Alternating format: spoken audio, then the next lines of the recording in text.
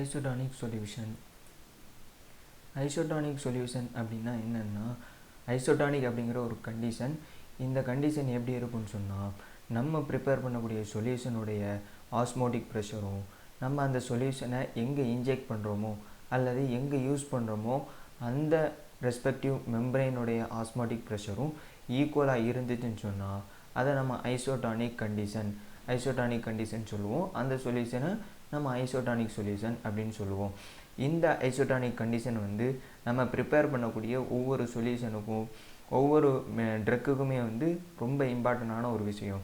ஏன்னு சொன்னால், நம்ம ட்ரக்கை வந்து நம்ம பாடியில் இன்ஜெக்ட் பண்ணும் பொழுதோ அல்லது எக்ஸ்டர்னலாகவோ இன்டர்னலாகவோ யூஸ் பண்ணும் பொழுதோ அந்த ட்ரக்கோடைய ஆஸ்மோட்டிக் ப்ரெஷரும் நம்ம மெம்பரைனுடைய ஆஸ்மோட்டிக் ப்ரெஷரும் ஒரே மாதிரி இல்லைன்னு சொன்னால் நமக்கு இரிட்டேஷன் அந்த மாதிரியோ அல்லது வேறு ஏதாவது ரியாக்ஷன் உருவாகிறதுக்கு வாய்ப்பு இருக்குது. டானிசிட்டியில் வந்து 3 வகை இருக்குது. ஒன்று ஐசோடானிக், நியூட்ரல் அப்படின்னு சொல்லுவோம். ஹைப்போடானிக், இன்னொன்று வந்து ஹைப்பர்டானிக் சொல்யூஷன் அப்படின்னு 3 வகையான டானிசிட்டி சொல்யூஷன் இருக்குது. ஐசோடானிக் அப்படின்னா என்னென்னா, அதில் என்னெல்லாம் இருக்குன்னா, எலக்ட்ரோலைட் இருக்கும். அந்த எலக்ட்ரோலைட் வந்து நம்ம பிளட் ஸ்ட்ரீமில் உள்ள பிளாஸ்மா இருக்குது இல்லை, அந்த பிளாஸ்மா லெவலுக்கு ஈக்குவலாக பேலன்ஸ்டாக இருக்கும். அப்படி இருந்துச்சுன்னு சொன்னால் அது வந்து ஐசோடானிக் சொல்யூஷன் அப்படின்னு சொல்லுவோம்.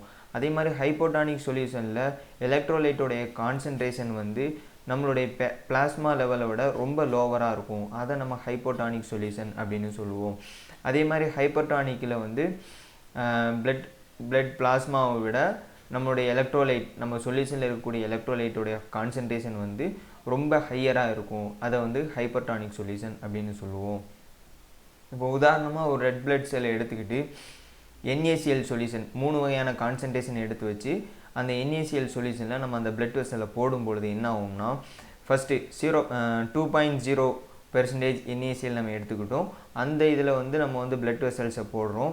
அப்படி போடும் பொழுது பிளட் செல் வந்து ரொம்ப ஸ்ட்ரிங் ஆகிடுது, சுருங்கிடுது.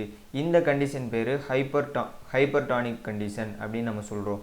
ஏன் இந்த பிளட் வெசல் சுருங்குது அப்படின்னு சொன்னால், நம்ம எடுத்துக்கக்கூடிய NaClோடைய கான்சன்ட்ரேஷன் வந்து ரொம்ப அதிகமாக இருக்கிறதுனால இந்த பிளட் வெசல்ஸ் வந்து சுருங்கியிருக்கு அப்படிங்கிறது நம்ம வந்து புரிஞ்சுக்கலாம்.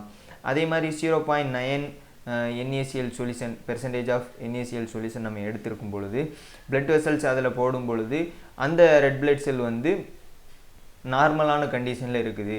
அப்போது இதுக்கு வெளியில், அதாவது சொல்யூஷனில் உள்ள கான்சன்ட்ரேஷனும் பிளட் வெசலில் உள்ள கண்டென்ட்டும் எல்லாமே பேலன்ஸ்டாக இருக்குது. அதனால் இந்த கண்டிஷன் தான் ஐசோடானிக் கண்டிஷன் அப்படின்னு நம்ம சொல்லுவோம்.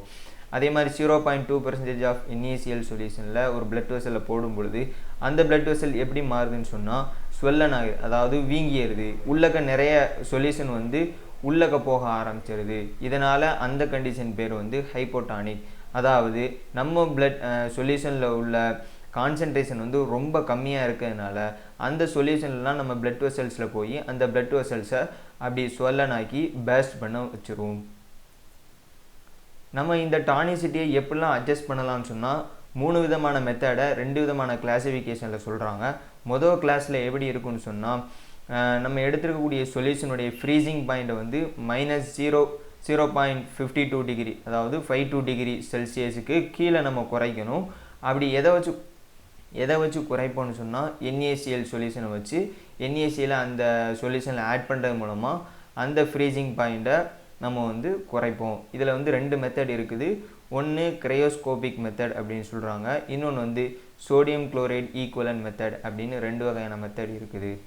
அதே மாதிரி கிளாஸ் 2ல் நம்ம என்ன பண்ணுவோம்னு சொன்னால், ஒரு சொல்யூஷன் ஐசோடானிக் சொல்யூஷனாக நம்ம பேலன்ஸ் பண்ணுறதுக்கு, அட்ஜஸ்ட் பண்ணுறதுக்கு நம்ம வாட்டரை ஆட் பண்ணுவோம். அப்படி வாட்டரை ஆட் பண்ணி யூஸ் பண்ணக்கூடிய ஒரு டெஸ்ட், அதாவது மெத்தட் அப்படின்னா ஒயிட் வின்சென்ட் மெத்தட் அப்படின்னு சொல்கிறாங்க.